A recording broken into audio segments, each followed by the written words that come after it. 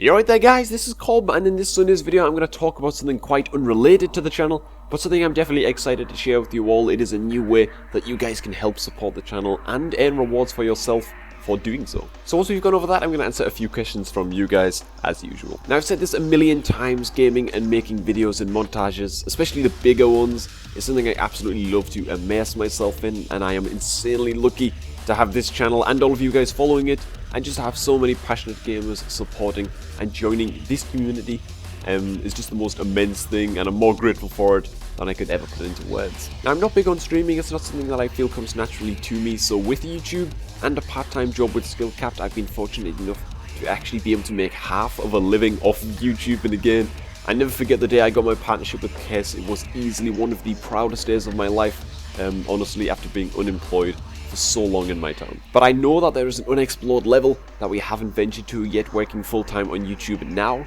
is not much of an option for me with rent and bills to pay, but it could be in the future with the help of Patreon. Now YouTube, for some reason, doesn't have a sub button like twitch.tv, and that is where Patreon could come in. By supporting me with a pledge-based subscription on Patreon, you get to help support and improve the channel's content, and I get to give you something directly back as a way of saying thank you. A link to my Patreon page is down below in the description, but right now I'm going to play out a quick video that I made specifically for the page, explaining in more detail how things work.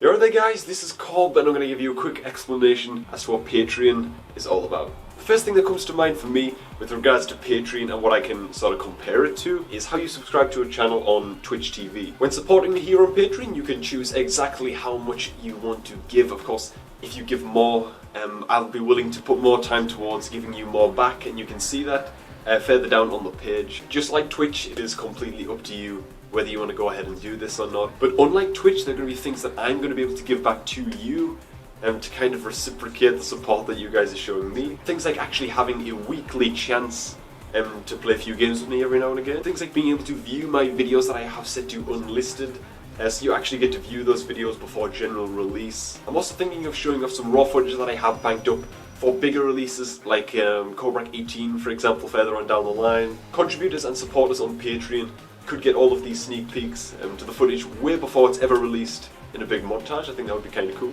Now, I'll never be charging for my content on YouTube. It will always be free to anyone who doesn't want to pay for it. On that note, YouTube actually massively screwed up their subscription model and how they went about handling that, so I will never ever be making use of that. So Patreon is basically similar to the Twitch TV style of subscription in that it is a way that you can support me, the artist, make the channel a better place for everybody. And to top it all off, you can help the channel hit realistic goals, milestones that I have set.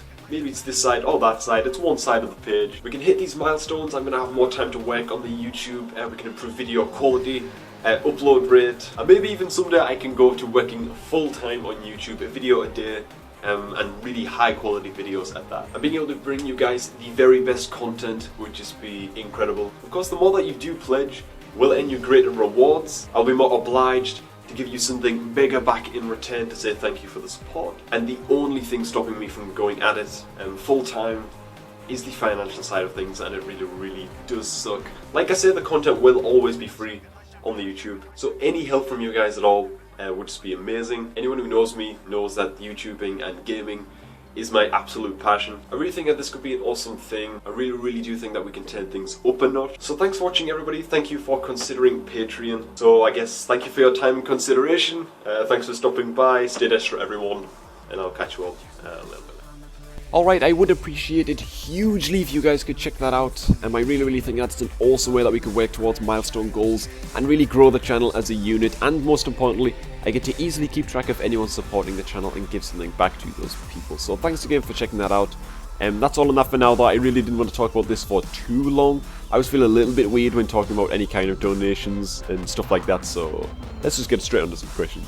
This week's first question is from Alexander Lucenti, and he asks, are you concerned with endgame PvP in Warlords with the loss of Felflame and reduced CC? Would you ever consider playing around with Demo or Affliction? Alright, I'm really going to get my teeth into this one. I think a lot of people are having similar thoughts, especially when it comes to worrying about the loss of Felflame, which is definitely a huge deal. I'd even go as far as saying, actually, that if us Warlocks had not lost Felflame, I would not be worried one single bit about Warlords of Draenor PvP for us. So addressing that first, losing Felflame has good implications, but it could easily all go wrong if Blizzard mess up, which, let's be honest, isn't that unheard of with regards to PvP. But let's start with the good anyways. A lot of classes have lost a lot of instant casts, and that meant Felflame for Warlocks, and what this tells us, in my opinion at least, is that Blizzard want to move the game back to a style more similar to that of Wrath of the Lich King, and this means that casters have to juke and kite melees in order to get their spells off instead of just jumping around spamming instants. Why then, I hear you scream, did Frost Mages get to keep a hold of their precious ice lands? We shall never know, but that seems to be the general idea in Warlords. Get casters casting again, reduce the CC like you mentioned, and in theory, this is really good. It heightens the skill cap in PvP with fake casting and kiting, and you have to coordinate your best better because you can't CC a healer for half a century anymore. So even though the loss of Felflame is scary to deal with as a Warlock, I can accept it as part of a change that the game needed in order to improve. But while all of this is awesome in theory, for me, there are a couple of hurdles Blizzard need to jump in order for it to work out well. First of all, if Warlords goes live and most melee classes still have over 9,000 ways to interrupt a hardcast, PvP for a lot of casters